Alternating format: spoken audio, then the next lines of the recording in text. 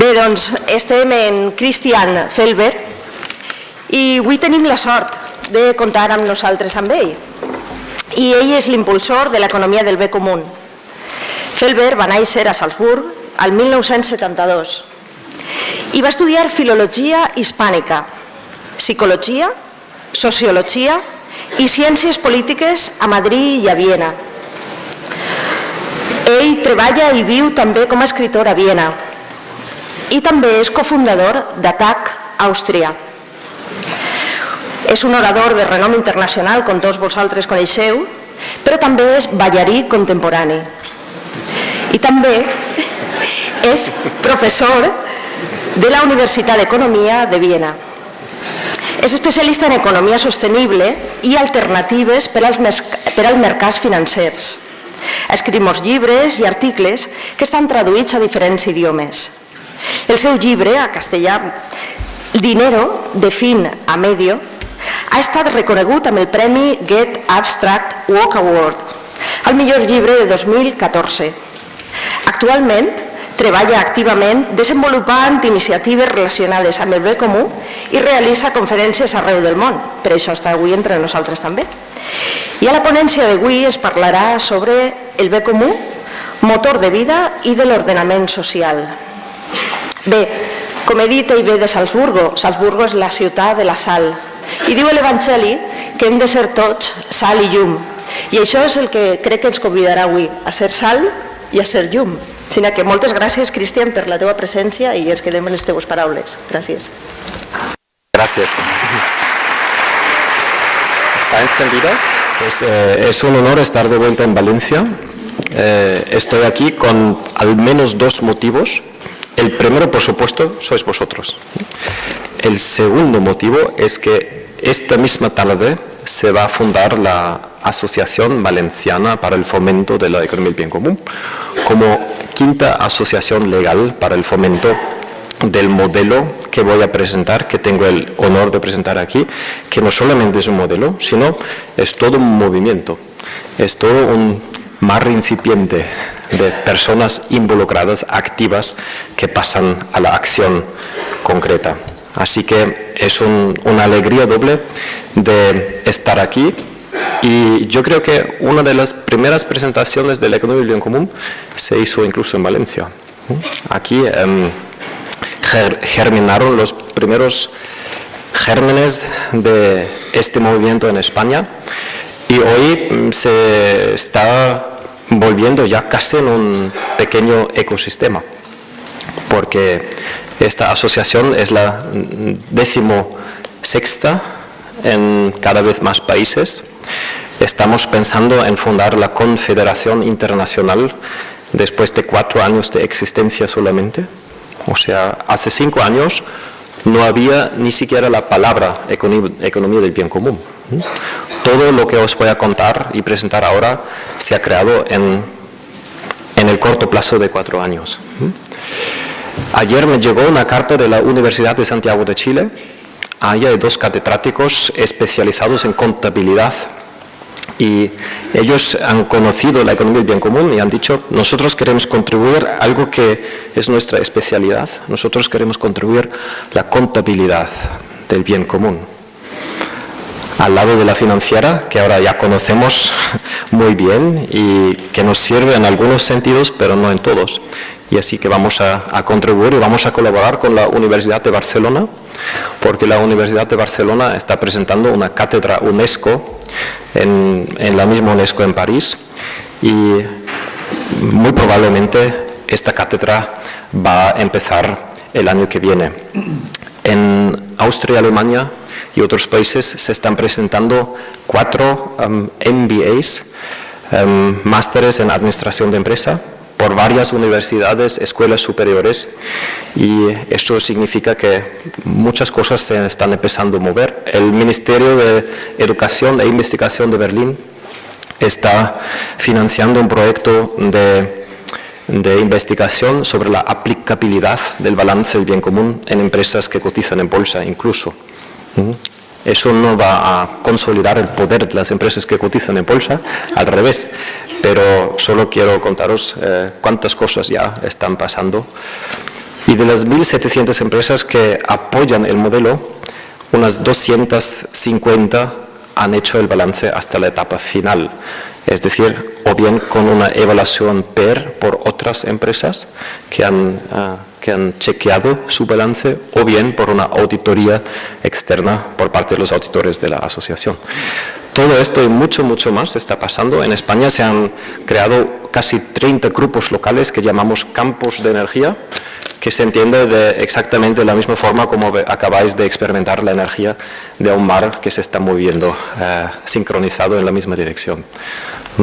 Bueno, eso de introducción. Quizás algunos de vosotros ya conocéis algo de la economía común y por eso quería empezar con cuánto se ha logrado hasta la fecha de hoy. Normalmente empiezo con una encuesta en mi tierra, en Austria, en Alemania, aunque mi tierra es el planeta y no es Austria. Eso es ya otro tema, pero me importa, ¿no? No me siento identifico con un país nacional, me identifico con el planeta de la Tierra y soy habitante de ella. Y hijo incluso de Pachamama, si se quiere. Vale, y en Austria, según encuestas incluso repetidas, 9 de cada 10 personas desean otro modelo económico, otro orden económico. Eso creo que es una noticia importante, porque en muchos países se piensa que en Austria todo va bien, porque no hay paro, porque apenas hay pobreza, porque apenas hay exclusión, porque el paisaje es casi tan hermoso como en España. Pero la crisis tiene muchas caras, ¿no? La crisis no solamente tiene caras materiales, sino tiene la misma cantidad de caras inmateriales, ¿no? La ética está en crisis, el sentido está en crisis. En Estados Unidos, un ejemplo, el 70% de las personas que tienen un trabajo, un empleo fijo y estable con alta seguridad social, dicen que no experimentan prácticamente ningún sentido en el trabajo. El 70%, ¿no? Es una catástrofe. Trabajamos en demasía, trabajamos excesivas horas y con eso destruimos el planeta. En Europa no solamente aceptamos el regalo que la Tierra nos ofrece cada año a la humanidad, sino consumimos entre 3 y 5 veces más, ¿no? Es un exceso extremo, ¿no? Miramos a la deuda financiera de Grecia y a lo mejor también de Portugal y de Irlanda, pero la deuda ecológica de los españoles y los austríacos y los alemanes, pues multiplica 3 veces la deuda financiera de Grecia, ¿no? En Viena, como los padres ya no tienen tiempo para dedicarse a sus hijos, los hijos no encuentran otro sentido en la vida que comprar, ¿no? Y empieza a difundirse la adicción a la compra. De los jóvenes entre 15 y 25 años, la mitad está en peligro de hacerse adictos a la compra, porque un sentido de vida más profundo como las relaciones florecidas, la autenticidad, la emocionalidad, la comunidad, la naturaleza estable y la espiritualidad, pues no se les ofrece, ¿no? Y por tanto queda solamente el consumo. Y muchas cosas más, no quiero profundizar, quiero hablar de la alternativa, solo quiero dar algunas razones por las cuales el 90% de la población austríaca está dispuesta para un cambio. Y como la crisis no solamente tiene un aspecto, no solamente es una crisis financiera, no solamente es una crisis de la deuda pública, no solamente es una crisis de distribución, es una crisis holística, ¿no? Tiene muchas caras y por tanto la respuesta, por lo menos a mi juicio, también tiene que ser holística. Yo siempre quería estudiar ciencias universales, pero a la hora de tocar la puerta de las universidades en Austria, ellos me contestaron, no, aquí estás equivocado, chico. Y yo pregunto, pero ¿cómo puede ser? Ustedes se llaman universidades, ¿cómo que no se puede estudiar ciencias universales en estas casas? Ah, ¿eso te refieres? Pues eso no tiene mayor importancia, se refiere a la unión de investigadores y profesorado, profesores y alumnos, pero no tiene... ¿Cómo que no tiene mayor importancia? El nombre es constituyente del sentido de estas casas. ¿Ustedes saben lo que quiere decir su nombre? La universitas no es la raíz de la palabra de la universidad. La raíz de la palabra de la universidad es el universo. Y el universo se compone de unum y versum, y quiere decir un solo verso, una sola canción. Este es el significado originario de la universidad. Y estas casas deberían ofrecer el acceso al todo, al reconocimiento del todo, sino a la experiencia del todo. Eso me interesaba. Quería entender qué es lo que contiene el mundo en su más íntimo interior, siguiendo las palabras de Goethe. Pero las universidades no me podían ayudar.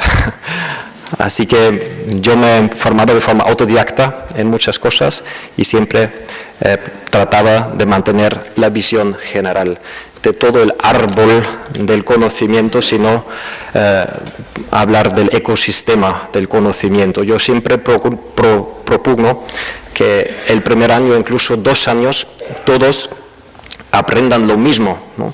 Todo el ecosistema, y después vayan a las ramitas, porque entonces todos los que estemos especializados en una u otra ramita, seguimos poder comunicando entre nosotros, primero, y segundo, no puede ocurrir que la economía se desprenda de la ética o la técnica se desprenda de la naturaleza y el espíritu se desprenda del corazón y de las emociones y de la intuición, ¿no? Esa sería mi propuesta para una universidad de verdad.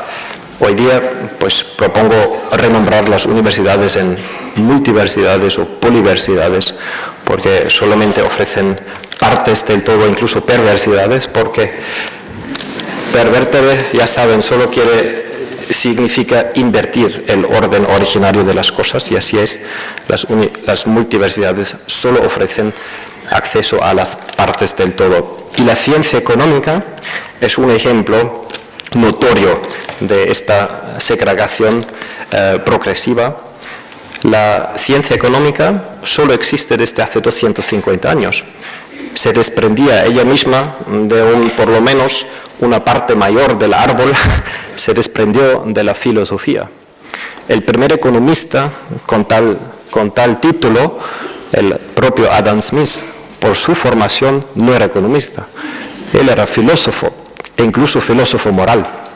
Así que en los tiempos de Adam Smith, la filosofía, el amor a la sabiduría, ya saben, la ética y la economía formaban una unión. Después se empezó a desprenderse el pensamiento económico de la ética, de la filosofía, de la naturaleza y de todos sus contextos, y se va desarrollando en una calle sin salida. Hay un chiste de un satírico austríaco, no sé si se conoce a Karl Kraus aquí, pero no importa, pero una anécdota realmente es muy chula. Una anécdota de Karl Kraus la contó en sus programas y contaba: el otro día se le acercó un estudiante y gritaba totalmente nervioso: señor Kraus, ¿qué voy a estudiar? Y dice: bueno, cálmate, hijo, cálmate, escucha tu corazón, ¿qué te dice? Y el estudiante dice: bueno, si escucho mi corazón, bueno, ética económica. No, ahí sí te tienes que decidir, chico, ¿no?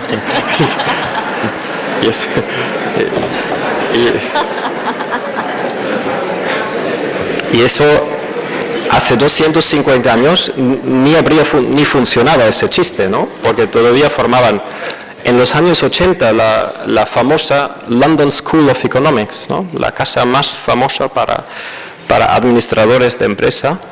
Pues una fundación potente le ofreció una cátedra para Business Ethics, ¿no? Ética económica, y la rechazaron, dando la razón. No sabrían qué tendría que ver lo uno con lo otro, ¿no? O sea, exactamente en los años, ahora el viento va girando otra vez, ¿no? Pero en los años 80 eso.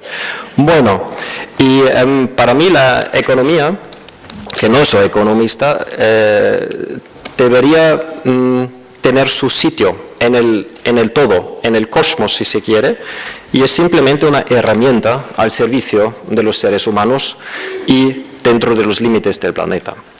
No es un fin en sí mismo, eso es muy importante. La economía no es un fin en sí mismo. La economía es un medio para servir a la sociedad, y eso implica que debería seguir los valores que rigen en esta sociedad y que debería someterse a las reglas democráticamente decididas de esta sociedad. Hoy día, en muchas ocasiones, es a la inversa. Nuevos valores, el consumismo, el materialismo, el crecimiento eterno, o sea, la desmesura, o la avaricia, por ejemplo. En Austria, el eslogan publicitario más conocido en la actualidad es la avaricia es sexy. La conoce todo el mundo en Austria, ¿no? La avaricia es sexy, ¿no? Y sexy, ¿no? ¿Cómo se dice? Sí, se dice, ¿no? Y eso es muy sorprendente porque a mí no me consta ninguna cultura en todo el planeta donde la avaricia sea un valor positivo. Y de repente, desde la economía, aprendemos el contrario de lo que siempre conocíamos y sabíamos, ¿no? Eso es muy raro. Y lo mismo con las leyes, ¿no? En muchas ocasiones, no en todas, pero en muchas ocasiones, los más potentes grupos de presión escriben las leyes y nuestros parlamentos, que deberían representarnos a nosotros, firman estas leyes, ¿no? Esto ocurre en Austria, creo que en España también ocurre, en la Unión Europea. Bueno, eso es otra inversión de cómo deben ser las cosas, y el pensamiento económico en muchas ocasiones ni hace caso a la fuente última de todos los valores. La fuente última de todos los valores económicos es la naturaleza. Y la naturaleza en los cálculos económicos y en el pensamiento económico sigue sin existir en muchas ocasiones, ¿no? Esto es un autismo progresivo que es muy peligroso, porque las crisis que hemos visto en todas sus facetas son una consecuencia de ese múltiple autismo de la economía no integral, no holística. Yo sí propongo una economía integral en este sentido, y desde la intuición siempre tenía claro cuál debería ser el objetivo supremo de la economía. El objetivo supremo de la economía, dice el corazón, debería ser el bien común, porque esta herramienta sirve a los seres humanos y los demás seres vivos, y la lógica consecuencia es que el fin supremo es el bien común. Pero cuando voy a los colegios de formación profesional, a las facultades de economía de las universidades, y pregunto a los estudiantes, a vuestro juicio, ¿cuál es el objetivo supremo de la economía? El dinero, el beneficio. El beneficio, el dinero, el beneficio, el beneficio, el dinero. A ver, ¿quién dice eso? Pues así lo aprendemos. Vale, ¿y cómo legitiman vuestros profes esto? ¿Cuál es el argumento por el cual esto debe ser así? No, ni idea. Hay una inconsciencia total sobre la razón por la cual el incremento del dinero, el beneficio, el rédito del capital debería ser el objetivo de la economía. Yo como no economista, pues miro muchas fuentes. Por ejemplo, las constituciones de países democráticos. Y miraba si nos cuentan algo acerca del objetivo de la economía. Bueno, alucinaba. Primero pensaba, esto es un error. Pero no es ningún error. Está más claro que el agua. ¿Cuál debería ser el objetivo de la economía? Igual de claro el papel del capital. El capital puede tener un papel importante, imprescindible, de sumo valor en la actividad económica, pero no es su fin. Y el crecimiento del capital no es el fin de la economía, solo es el medio, para que quede claro. Eso está muy importante, saber cuál es el fin y cuál es el medio. Miremos más constituciones. La ley fundamental de Alemania dice que la propiedad obliga. Su uso debe servir a la vez al bien común, dice la Constitución. Una empresa es una propiedad. El uso de la empresa debe a la vez servir al bien común. Estupendo, pero ¿cómo lo comprobamos? ¿Cómo lo aseguramos? ¿Cómo lo medimos? ¿Y cómo lo sancionamos? A ver, ¿dónde están las leyes? Las leyes que aseguren esto. No las encuentro. El beneficio máximo es legal y no hay... ¿Dónde está la mano invisible? Por favor. La mano invisible de Adam Smith. ¿La conocen? ¿No la conocen? Sí, la conocen, ¿no? Adam Smith tenía la esperanza de que la iniciativa privada en la economía, el seguimiento del interés propio, al final del día se compone automáticamente, mágicamente al bien común. Pero ahí en el medio falta algo y el propio Adam Smith llenó ese hueco en el intermedio creyendo en una mano invisible, que para aquellos que le conocen un poquito mejor sabían que se refería a la mano de Dios, ¿no? Era una esperanza, una mera esperanza de que esto tenga lo otro como consecuencia, el bien común.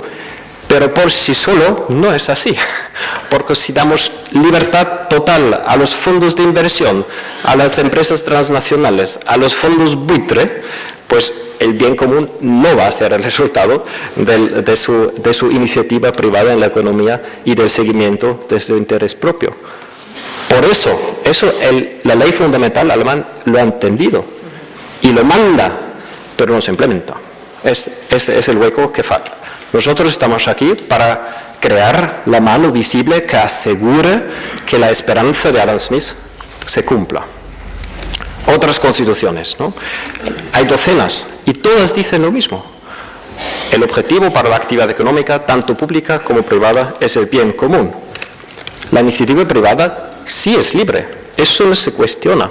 La propiedad privada tampoco se cuestiona, pero hay un objetivo más importante que limita tanto las libertades económicas como el derecho a la propiedad, porque no solamente no es ilimitado, sino tampoco es incondicional.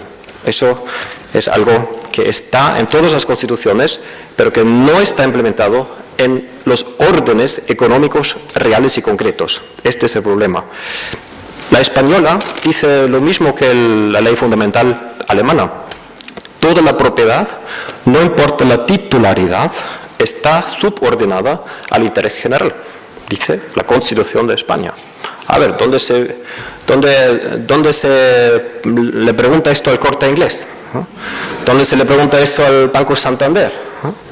Yo no me doy cuenta de que se esté haciendo. Además, el bien común no solamente es el objetivo supremo para la economía, sino para el Estado democrático en su conjunto.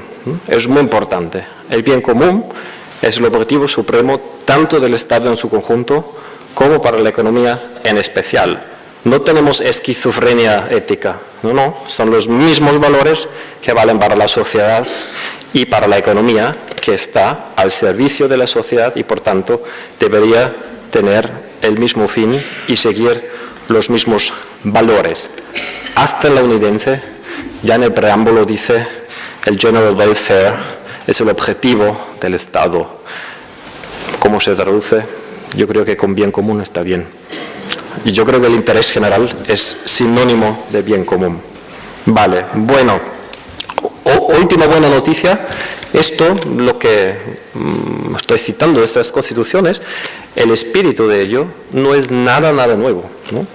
Y no solamente en el cristianismo no es nada nuevo, sino siempre ha sido así, sino también en prácticamente todas las culturas occidentales y no occidentales. Las no occidentales no son sospechosas de ser capitalistas, ¿no? De tener como máximo objetivo el incremento del capital, ¿no? El buen vivir en América Latina es la filosofía predominante, se refiere al bien común. El Ubuntu en África significa, en última instancia, el bien común. El mismo Aristóteles, que no es considerado economista por los economistas neoclásicos, es lógico, porque en su tiempo no había una disciplina propia sobre la economía, sino lo económico formaba parte del todo y en concreto de la filosofía. Pero sí pensaba un montón sobre la economía y diferenciaba entre la economía en la cual el dinero solamente servía de medio para conseguir el fin, que es para él la buena vida, el buen vivir, y la sociedad justa. Estos son los términos de Aristóteles. Y por otra parte, él criticaba la crematística, en la cual la ganancia del dinero se convierte en un fin en sí mismo. Esta llamaba antinatural. Así que tenemos una clara inversión de las cosas en el día de hoy. En la oeconomía, que es la economía del bien común, el bien común es el objetivo y el dinero es el medio. Y en la crematística, que es el capitalismo, el dinero se está convirtiendo en Dios, es el objetivo supremo, y el bien común es como mucho un efecto secundario, un instrumento. A lo mejor, como esto es tan importante recordarlo, lo voy a enseñar porque 1000 palabras dicen menos que una imagen. Voy a poner la imagen. La inversión de las...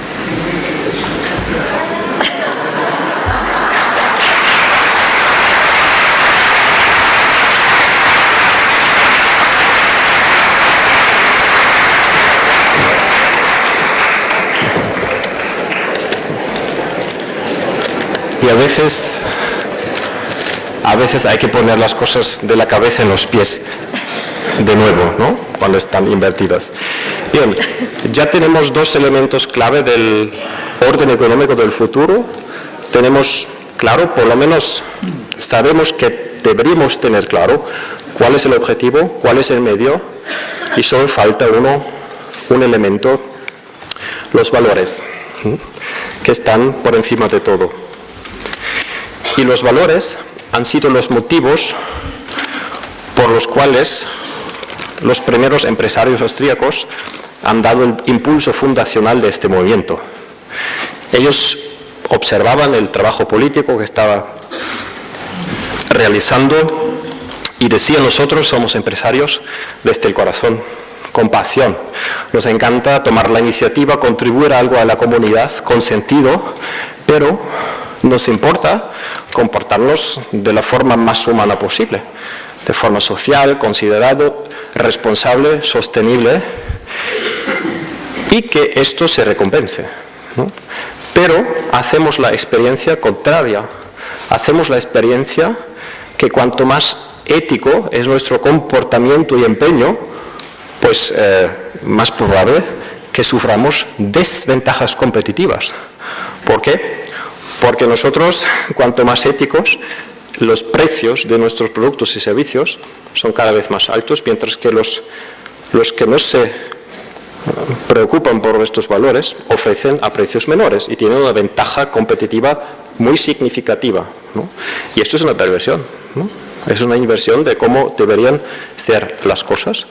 Y en el análisis encontramos la raíz en el orden económico, que es la causa de esta inversión de las cosas, y son las reglas del juego actual. Las reglas del juego, afán de lucro y competencia. Son los regidores de los mercados, ¿no? Afán de lucro como la meta principal y competencia como la forma preponderante de relacionarse los actores económicos, ¿no? Y estos guían a las empresas más bien hacia una estrella polar equivocada, en el sentido de los vicios humanos. Y este gráfico quiere decir, si los actores económicos viven los vicios humanos, tienen éxito.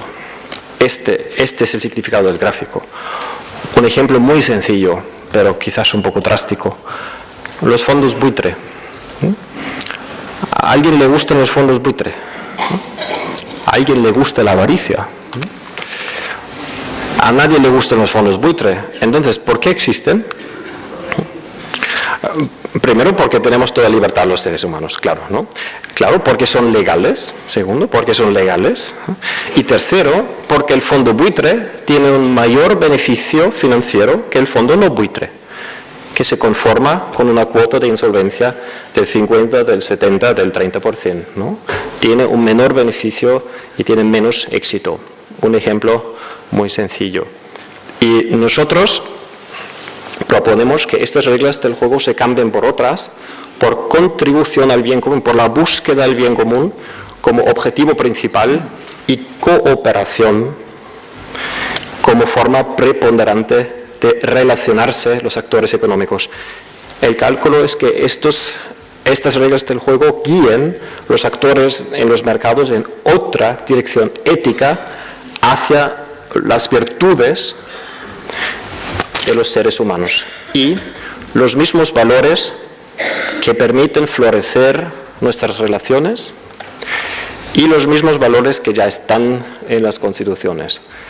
En el sentido de que cuanto más auténticamente las empresas, los inversores, los consumidores vivan estos valores que ya compartimos, pues mayor probabilidad de tener éxito económico deberían gozar, ¿no? Con ética al éxito, ¿no? Con no ética al fracaso, a la insolvencia, ¿no? Esto sería una economía de mercado inteligente, una economía de mercado verdaderamente ética. Si ustedes apoyan esto, pues hace falta dar un paso más. Hace falta repensar cómo medimos el éxito económico empresarial hoy día y si estamos de acuerdo con esto. Pues hoy medimos el éxito económico con estos indicadores muy familiares en los 3 niveles de la economía. En la economía nacional con el PIB, en cada empresa con el beneficio financiero y en una inversión singular con el rédito financiero sobre la inversión, ¿no? Y estos indicadores de medición de éxito tienen algo en común. ¿Alguien lo ve a primera vista? ¿Qué tienen en común? El dinero, muchas gracias. El dinero es la unidad, es importante, el dinero es la unidad de medición de los 3 indicadores. Ahora 2 preguntas clave. Primera, ¿el dinero es el objetivo de la economía? No. Según las constituciones, no. Según el corazón, tampoco. Según Aristóteles, tampoco. Bueno, entonces, pero tampoco vamos a ser desde la doctrina, ¿no? Sino la propuesta de la economía común es que lo comprobemos de forma democrática, para que lo sepamos con certeza, porque queremos saber si la gente apoya lo que está en las constituciones o no. Y la propuesta es que nos reunamos en nuestros municipios, en las regiones en las que vivimos, y contestemos las preguntas fundamentales del orden económico. Y si en estos procesos democráticos el resultado es, bueno, el objetivo supremo de la economía debe ser el incremento del capital, porque de eso depende todo lo demás. Entonces, la metodología actual de medir el éxito está bien y nosotros nos callamos.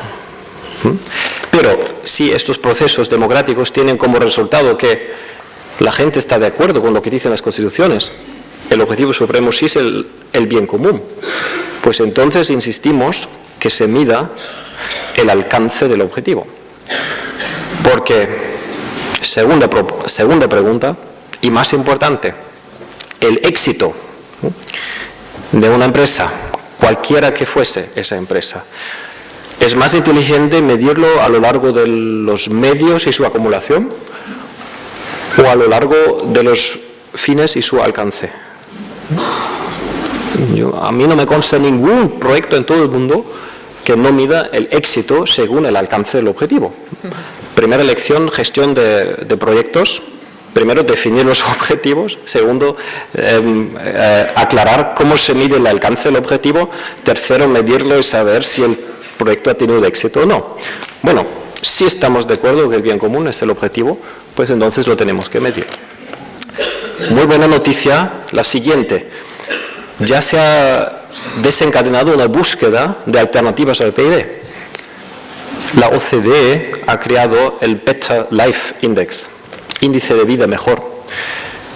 Una fundación en Londres ha creado el Happy Planet Index, índice del planeta feliz. Pero el mayor encanto tiene la felicidad nacional bruta, que no es nada bruta, del estado enano de Bután, ¿no? Del budismo. ¿Y qué hacen allí? Pues allí preguntan a los vecinos, cada 2 años, miles de hogares, cómo les va, cómo están de salud en comparación con el año anterior, cómo les dirá a sus hijos algún día, cómo se lleva con sus vecinos, cómo está el bosque y el ganado en el pasto, los peces en el río, los peces en el río, ya no tienen que reír, y tiene una vez al día echarse una siesta, tiempo para rezar o meditar. La propuesta de nosotros no es copiar exactamente lo que se está haciendo en Bután, sino inspirarnos también por los científicos y componer en los municipios donde vivimos los índices de calidad de vida que contengan los 10 o quizás 20 ingredientes más relevantes de calidad de vida desde nuestro juicio. Y esto lo medimos una vez al año. Y entonces sabemos con certeza si vamos mejor o peor, según nuestras más íntimas prioridades. Bien. Y si el producto del bien común crece, sabemos con certeza que vamos mejor. Y cuanto mejor los resultados de las empresas que hacen el balance del bien común, mayor el bien común. Esta es la herramienta que hemos desarrollado hasta un grado de detalle ya aplicable, porque como he dicho, ya son 250 empresas que han implementado hasta la etapa final este balance que mide una serie de valores que ven en la franja horizontal naranja. Y estos valores seguramente que les suenan, ¿no? La dignidad, más importante de todos, solidaridad, sostenibilidad, justicia y democracia. Estos valores nosotros no los hemos inventado, sino que los hemos encontrado en las constituciones de países democráticos. Son los valores constitucionales más frecuentes.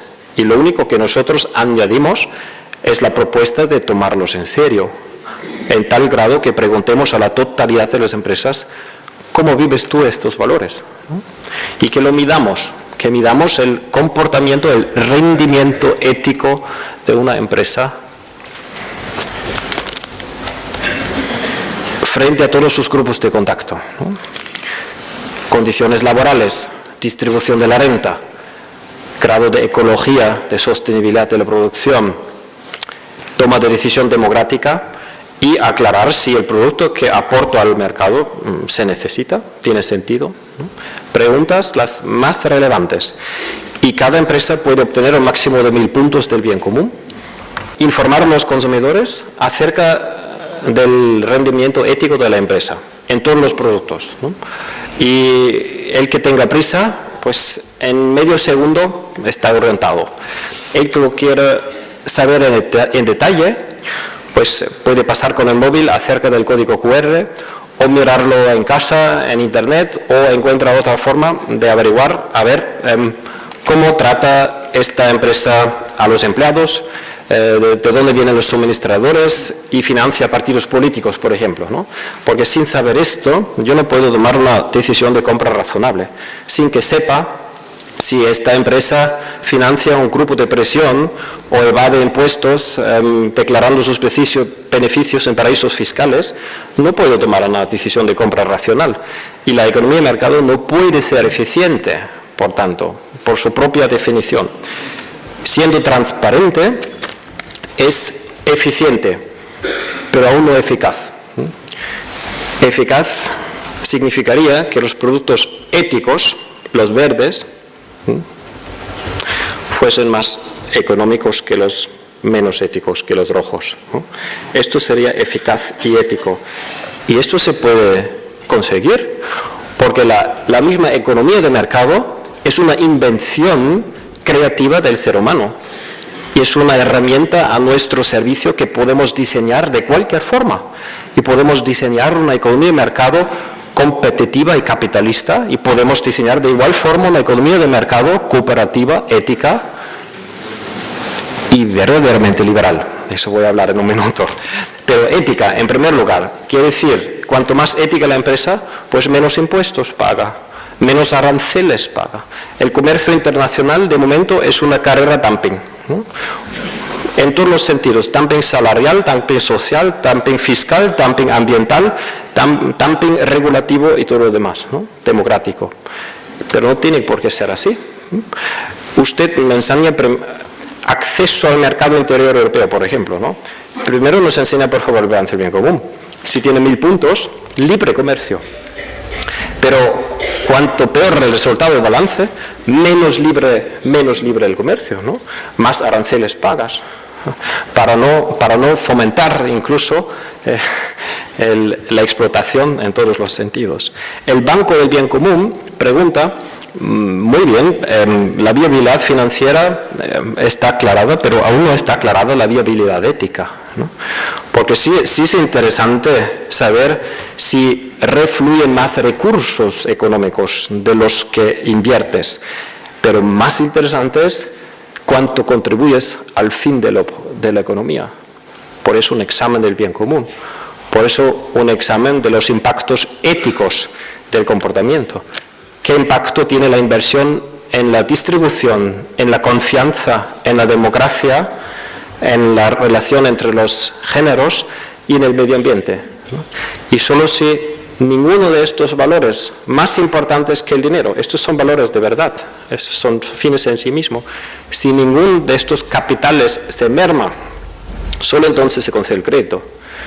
Y cuanto más valor se agrega a estos capitales ecológico, humano, social, cultural, pues más favorables las condiciones crediticias. Así, por fin, el sistema financiero estaría en congruencia con los valores de esta sociedad. En su conjunto, bueno, si no me da tiempo hoy de hablar sobre el sistema financiero, creo que escucharon ayer ya bastante de ello. Solo esta mención, que en sus orígenes los bancos, tanto los cooperativos como las cajas de oro, se autoentendían como servidores del bien común. Uno de los fundadores de una caja, ¿no? Bien, en su conjunto, las leyes del mercado por fin estarían en congruencia con los valores de la sociedad, ¿no? Ese café Six existe en Barcelona. Bien.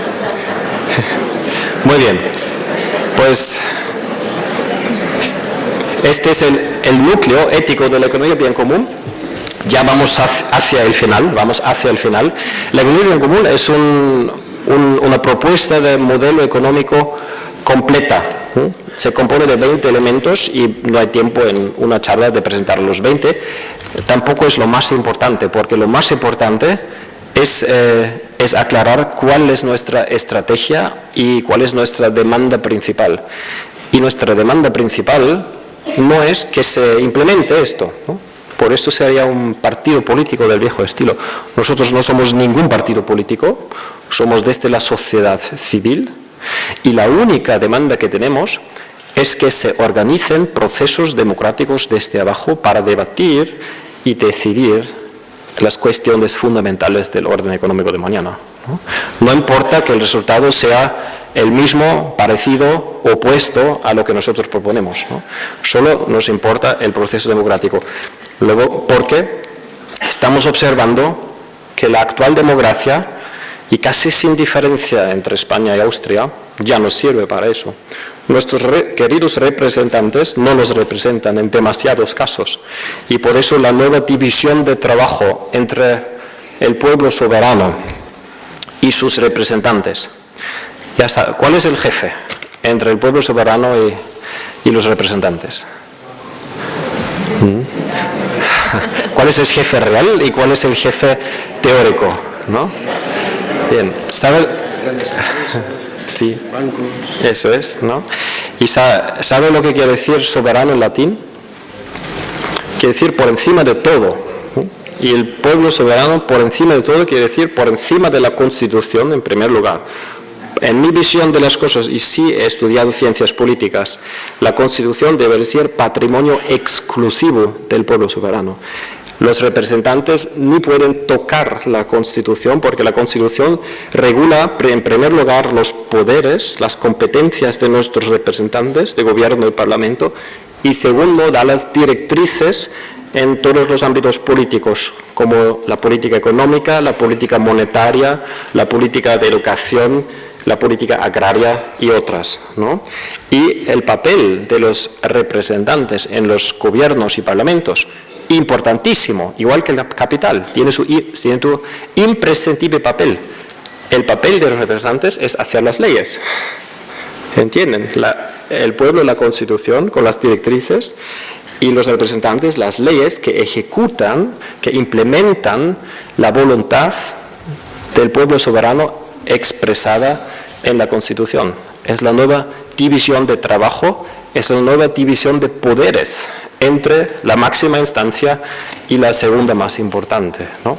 Este es el proceso que proponemos que se inicie en los municipios, porque vamos de abajo hacia arriba. En los municipios aclaramos estas preguntas fundamentales, luego a través de delegados o de otra forma constituimos las asambleas nacionales o incluso europeas, y estas no deciden, sino que elaboran las variantes finales, y las variantes finales son sometidos a voto ¿de quién?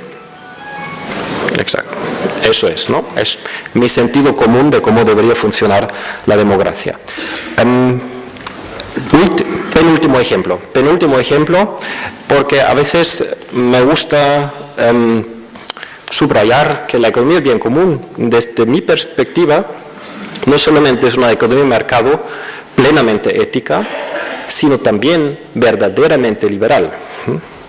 Esto a lo mejor asombra a algunos o muchos de vosotros, porque ahora se vuelve capitalista o qué. No. ¿Qué quiere decir liberal?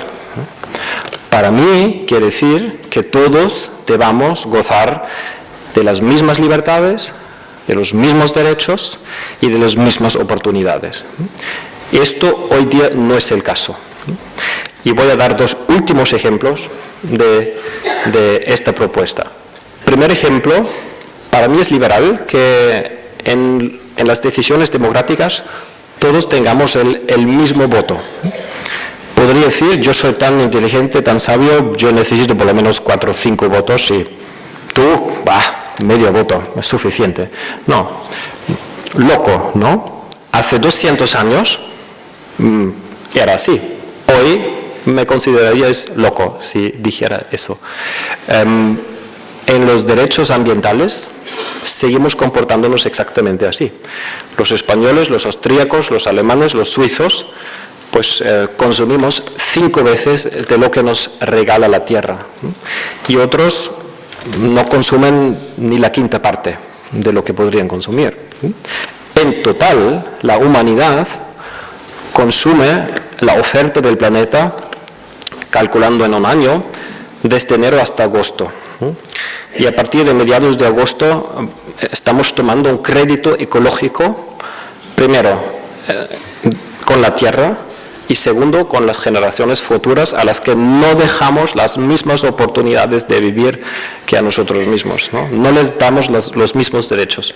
Por eso una propuesta es que dividamos la oferta ecológica del planeta por cabeza, y esto es el presupuesto ecológico que recibimos cada año, y con una tarjeta de crédito ecológica, que nos hemos tomado la molestia de poner un precio financiero en todos los productos que se venden en los mercados. Lo hemos conseguido, ya nadie lo cuestiona, pero de igual manera podemos poner un precio ecológico. Es fácil. Las tarjetas de crédito, menos las negras, funcionan. Nosotros hemos aprendido de los extremos. Hemos aprendido del extremo de que toda propiedad debe ser estatal. Por favor. Hemos aprendido del extremo de que toda propiedad debe ser privada. Otro extremo. La libertad se destruye en el capitalismo y en el comunismo de igual manera. El economista estadounidense John Kenneth Boulding dijo que el capitalismo es un modelo de sociedad en el cual el ser humano explota al ser humano, y el comunismo es exactamente a la inversa, ¿no? ¿Y por qué? Porque ambos ambos tienen un valor sumo en su núcleo, pero que están exagerando a costa del otro valor. El capitalismo exagera la libertad a costa de la comunidad florecida y el socialismo exagera la sociedad asfixiando la libertad del individuo. Ahí hace falta crear un balance entre la libertad del individuo y la comunidad solidaria y florecida, ¿no? No confiando en la mano invisible, sino creando una mano visible e inteligente. Bien, y la propuesta es para cada forma de propiedad, pues ponerla en su lugar y definir las condiciones y los límites. Y para la propiedad privada, yo creo que lo que falta de momento son la definición de las condiciones y de los límites. Condiciones, por ejemplo, en el uso del suelo, y los límites para que nadie se haga tan rico que aplaste a los demás y que anule las mismas libertades y las mismas oportunidades de los demás. Y por eso nosotros proponemos que limitemos el derecho a la propiedad privada en muchos aspectos para que todos realmente tengan la misma oportunidad de conseguir cierta propiedad privada. ¿Dónde poner los límites? Que lo decida el pueblo soberano. En 500 juegos que hemos jugado desde Finlandia hasta Patagonia, el pueblo decidiría, si lo puede decidir totalmente libremente, desigualdad, sí, pero un factor máximo de 10 veces los ingresos más altos con relación a los ingresos al sueldo mínimo. Esto en todos los países. Muchas veces gana el factor 7, el factor 5, el factor 12, muy pocas veces gana el factor 20. Y si comparamos estos resultados con 50.000 personas lo he jugado, con la realidad, pues vemos que nuestros representantes lo han decidido de otra forma, ¿no? Este es el éxito político de la democracia meramente representativa o indirecta. Estos deciden otra forma muy ajena de lo que es el sentido de justicia de nosotros. Por eso nos importa tanto que no solamente haya un modelo hermoso, sino que haya un proceso democrático viable para implementarlo, ¿no? Y no necesariamente la economía del bien común, porque hay muchas alternativas. Hay alternativas más inteligentes y más eficaces, pero nosotros proponemos el mecanismo para encontrarlas y para decidirlas. El último minuto utilizo para... Me quedan muy bien. Pues incluso nos queda quizás tiempo para el juego. Lo vamos a ver si jugamos. Bien. Yo tomo un minuto solamente para informar sobre el estado del movimiento. Nosotros trabajamos en 3 líneas estrategias con grupos pioneros, con empresas, pero también bancos y bolsas. Esto está en vías de desarrollo. En Austria estamos fundando el primer banco del bien común. Con pioneros políticos, que son los municipios. La semana pasada fui invitado por el Ayuntamiento de Barcelona y de Sant Cugat, por ejemplo, y son de momento ya casi 200 de municipios que están interesados en convertirse en municipios del bien común. Pioneros culturales son las universidades. Ya he hecho mención acerca de las actividades que se están realizando en este grupo pionero. 16 asociaciones.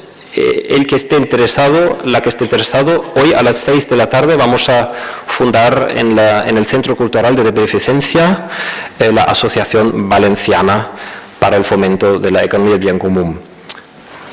Los activos, las actividades operativas han empezado en más de 20 países y una vez al año los actores, los protagonistas se presentan a los medios de comunicación para enseñar que sí es posible y no solamente hacer un balance en una empresa. Aquí son ya 3 bancos incluso que lo han hecho, los primeros 3, sino que también queremos cambiar el modelo económico en su conjunto. Algunos informes, los primeros también de empresas españolas, las encuentran en la página web. Los ejemplos, incluso son empresas al 100% públicas, igual que las privadas. Nosotros no diferenciamos entre públicas, privadas, grandes, pequeñas y la rama que sea. Y el municipio del bien común, esto quizás podría ser una tarea que usted puede pensar para su municipio.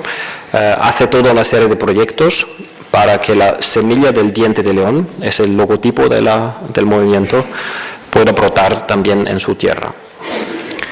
Bien, es el último folio ya. La estrategia es crecer desde abajo hacia arriba, empezando por las unidades menores de la sociedad, porque no queremos sentirnos impotentes, sino pasar a la acción donde tenemos cierta influencia, cierto poder, y esto es en nuestra casa, en nuestra empresa, en nuestro municipio, en nuestro entorno inmediato. Muchísimas gracias por la atención.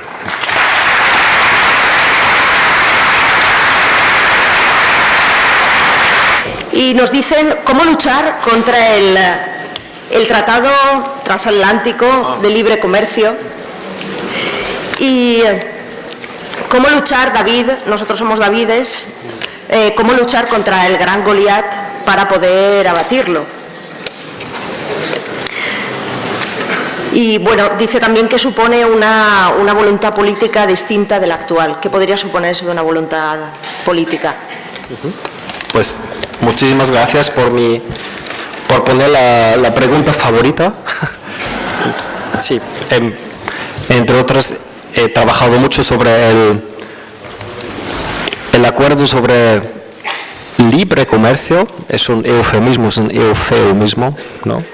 Que no es algo que impulse la libertad entre Estados Unidos y la Unión Europea, y trataba de entender qué está pasando, qué se hace. Y lo que se hace es que el Consejo Europeo, que no hemos votado directamente, no tiene nuestro mandato democrático directo, da el mandato de entablar negociaciones con Estados Unidos a la Comisión Europea. La Comisión Europea nosotros tampoco la hemos elegido directamente, tampoco está legitimada directamente de forma democrática. Así que, ¿aquí qué está pasando? Eso es un desvío completo de la democracia. El excomisario de Comercio Exterior, el Karel van Gucht, quería incluso impedir que el resultado de las negociaciones sea votado en los parlamentos de los Estados miembros de la Unión Europea. Ni hablar de la instancia máxima, ¿no? O sea, estos tienen una noción democrática absolutista, ¿no? Eso es neoabsolutismo. Y yo, sirviéndome del sentido común, pensaba cómo tendría que ser un proceso democrático limpio. Un proceso democrático limpio empezaría y terminaría con la instancia máxima, el pueblo soberano. Primer paso, el pueblo soberano da un mandato marco en la Constitución. ¿Esto qué es? Un mandato marco para las negociaciones internacionales, pues dando a nuestros representantes directos, a los parlamentos, objetivos para los acuerdos económicos internacionales.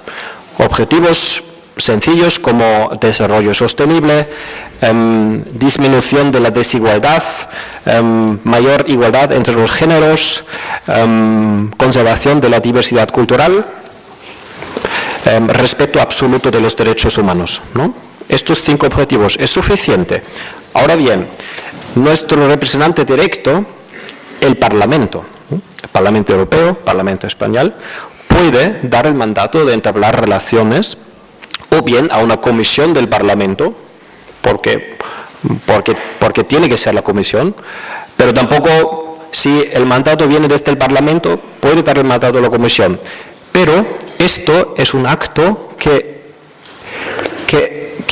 implementa la Constitución, y por lo tanto la Corte Constitucional tiene que comprobar este acto y tiene que comprobar si el mandato del Parlamento está en congruencia con el mandato marco del pueblo soberano en la Constitución.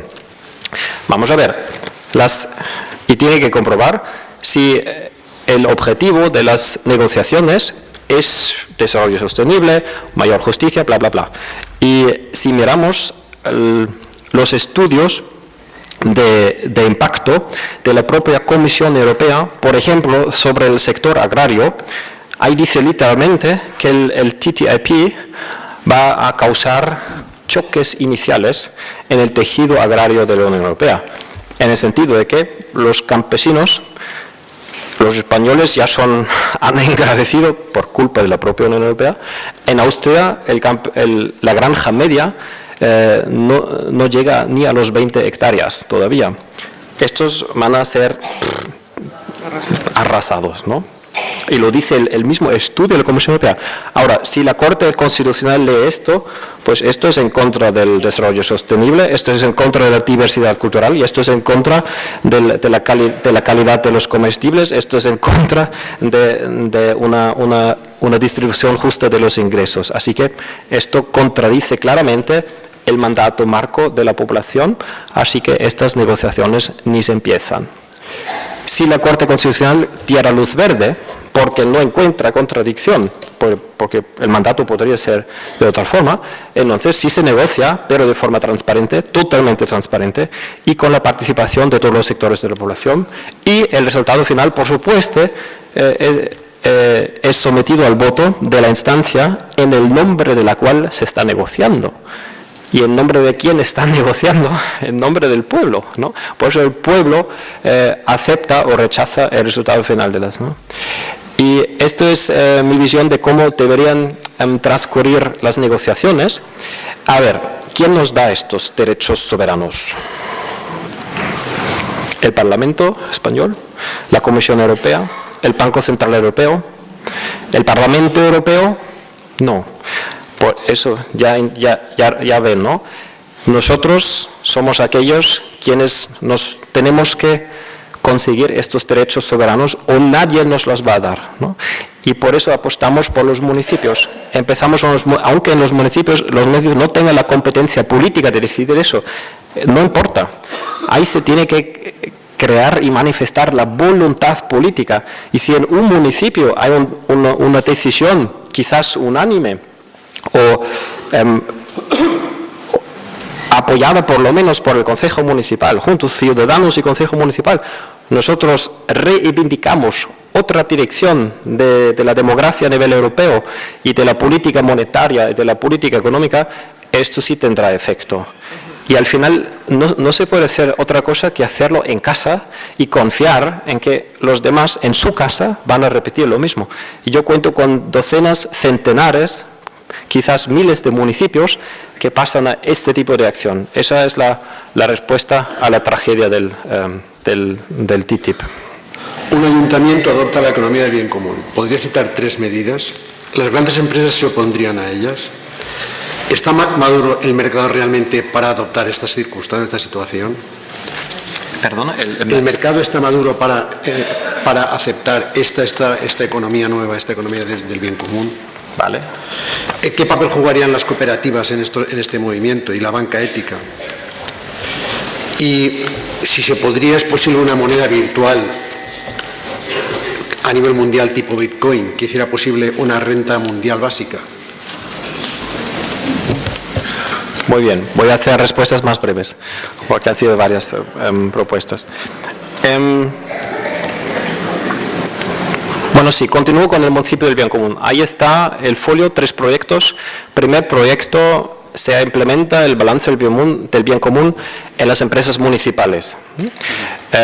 Esto ya se está haciendo en más o menos una docena de municipios, o sea, existen ejemplos que pueden seguir. Segundo, se invita al sector privado a realizar los balances y se fomenta esto, ¿no? Haciendo visible las empresas que hagan el balance, que tengan buenos resultados y se les da prioridad en la compra pública y prioridad en los impuestos municipales, ¿no? O sea, incentivos muy claros. Y después ya, esto para mí es para mí nada me da más esperanza que consigamos que en los municipios del bien común organicemos estas asambleas económicas democráticas o asambleas monetarias democráticas. Ahí por lo menos manifestemos esa voluntad de que las cosas deberían ir de otra forma.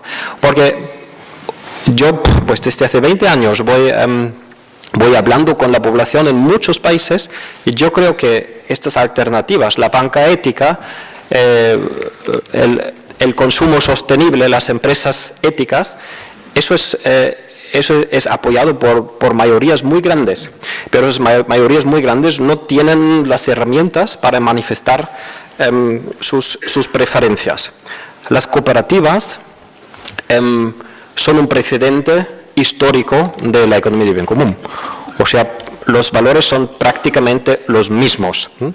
Un ejemplo de globalización realmente exitosa es los bancos de Raiffeisen. Se fundaron hace 150 años y hoy se han extendido a 180 países del mundo. Y en las cooperativas del mundo hay más personas empleadas de forma remunerada que en la totalidad de las empresas transnacionales en su conjunto. O sea, las cooperativas existen, son una realidad potente y deben apoyarse. La relación entre economía de bien común y cooperativas es que la economía de bien común propone crear un marco legal dentro del cual empresas éticas, bancas éticas, cooperativas puedan florecer, pero a cambio de un rendimiento, porque el hecho de que una empresa sea una cooperativa no nos garantiza al 100% de que se comporte bien. La probabilidad es muy alta, mucha más alta que una sociedad anónima, pero tampoco tenemos certeza absoluta de que una sociedad anónima se comporte mal.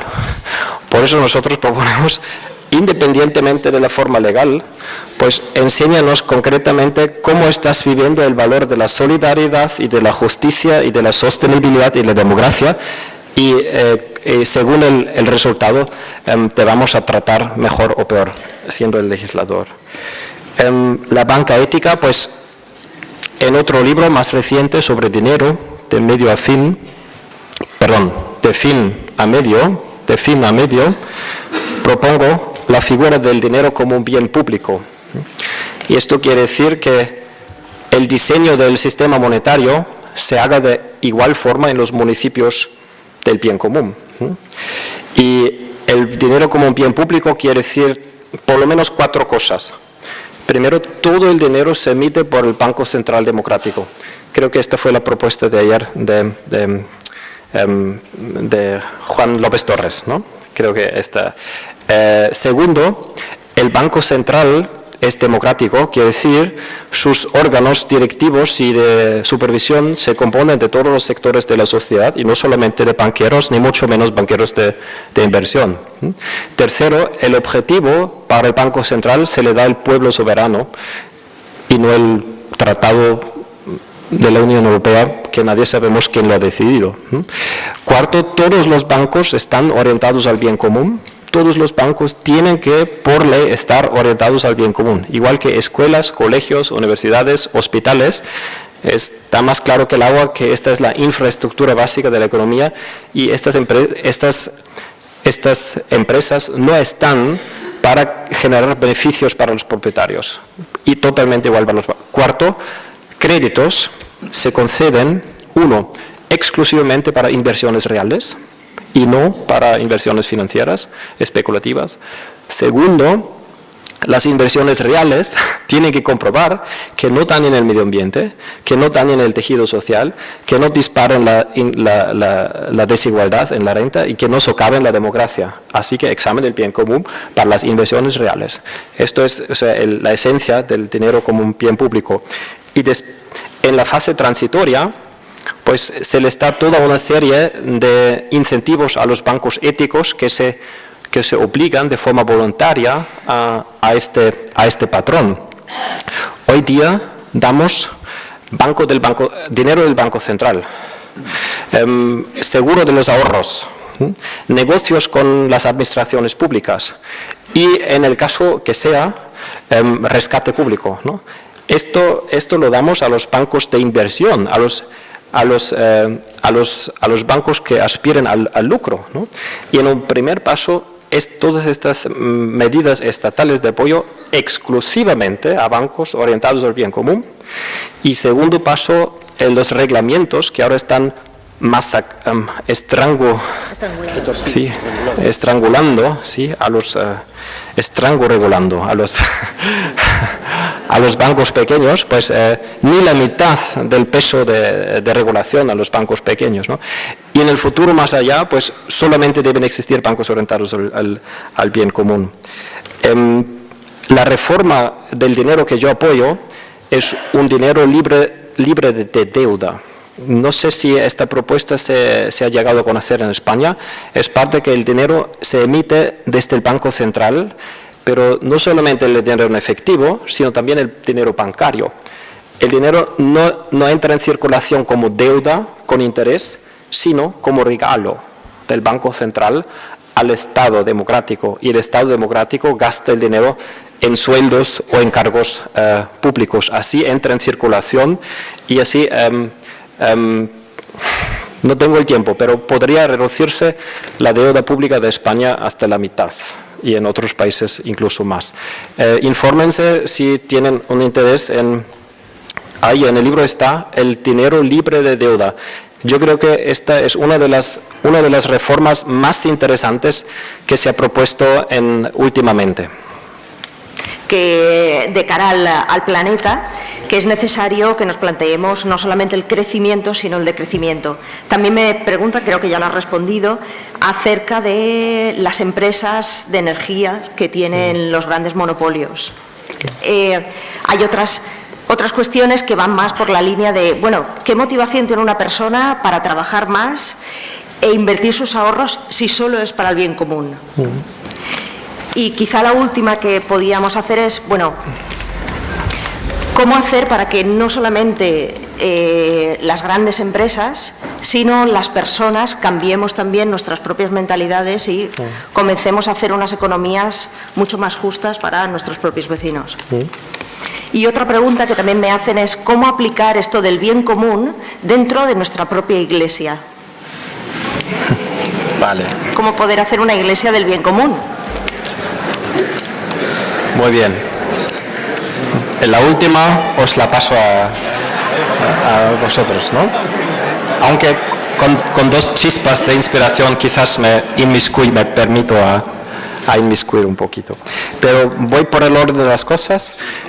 El decrecimiento, pues en la economía del bien común tenemos el objetivo de que todo el mundo tenga empleo, quien quiere tener empleo. Tenemos el objetivo de que el empleo confiera sentido a la persona. Tenemos el objetivo de cubrir las necesidades básicas y tenemos el objetivo, ojo, de reducir la huella ecológica en 3/4 partes, ¿no? Y se mide el alcance de cada uno de estos objetivos. El crecimiento, decrecimiento económico no interesa, está totalmente igual, ¿no? Porque lo que interesa es que se reduzca el impacto ecológico en 3/4 partes. Eso se aspira, eso se mide y eso se recompensa de forma positiva si se consigue. A la vez, sí queremos satisfacer nuestras necesidades básicas, pero sabemos desde Gandhi que el planeta tiene suficiente para cubrir las necesidades de todos los seres humanos, no tiene suficiente para cumplir los deseos excesivos de ni siquiera una minoría de nosotros. Yo creo que si trabajamos más por la vía de la felicidad real, que es lo que nos satisface de verdad, si vamos por la vía de las necesidades básicas, entonces nos damos cuenta más y más de que no necesitamos ni la mitad de lo que la publicidad quiere vendernos. Las empresas energéticas, pues las grandes, o tienen que ser democráticas o no deben existir, diría yo. Por eso la propuesta de la economía común es, cuanto más grande sea una empresa, pues más democrática tiene que ser, y así los propietarios tienen la libre decisión, o bien siguen creciendo, pero entonces tienen que repartir el poder, o ser convertidas en públicas, pero públicas no bajo el control del gobierno, sino públicas bajo el control del pueblo. Es una distinción muy importante. Y aquellos empresarios que no quieren compartir el poder, pues que se queden pequeñas, ¿no? Así no tienen relevancia sistémica, pero mantienen toda su libertad, si esto les importa más. El rédito, si yo invierto en la bolsa del bien común, no he hablado de la bolsa del bien común, pero si una solicitud de crédito en el banco cumple o pasa el examen ético, pero no pasa el examen financiero, entonces el Banco del Bien Común pasa esa solicitud a la Bolsa del Bien Común.